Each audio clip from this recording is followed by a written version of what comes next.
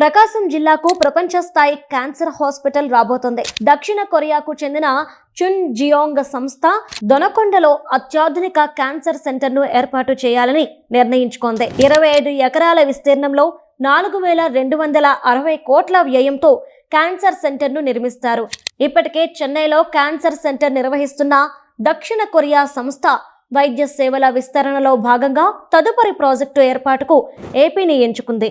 ముఖ్యమంత్రి చంద్రబాబు పిలుపు మేరకు ప్రకాశం జిల్లాకు చెందిన చల్లా గ్రూప్ సంస్థల చైర్మన్ ప్రసాద్ దక్షిణ కొరియా సంస్థతో కలిసి ఈ క్యాన్సర్ సెంటర్ ను నిర్మిస్తారు. చున్ జియోంగ్ ఉన్ చల్లా క్యాన్సర్ సెంటర్ పేరుతో నిర్మించే ఆసుపత్రిలో క్యాన్సర్ నిర్ధారణ పరీక్షలు, ఆంకాలజీతో పాటు సర్జరీ విభాగాలు ఉంటాయి. 1500 బెడ్స్ తో ఇన్ పేషెంట్ వార్డ్, అలానే nursing hospital, medical college, health technology centre తో పాటు హోటళ్లు, రెస్టారెంట్లు, నివాస సముదాయాలను నిర్మిస్తారు. ఈ ప్రాజెక్టుతో స్థానికంగా 4000 ఉద్యోగాలు వస్తాయి. మన దేశంలోని ఇతర ప్రాంతాలతో పాటు విదేశాల నుంచి వచ్చే క్యాన్సర్ బాధితులకు ఇక్కడ చికిత్స అందిస్తారు. ఇప్పటికే అమరావతిలో బసవతారకం క్యాన్సర్ హాస్పిటల్ నిర్మాణ పనులు ప్రారంభమయ్యాయి.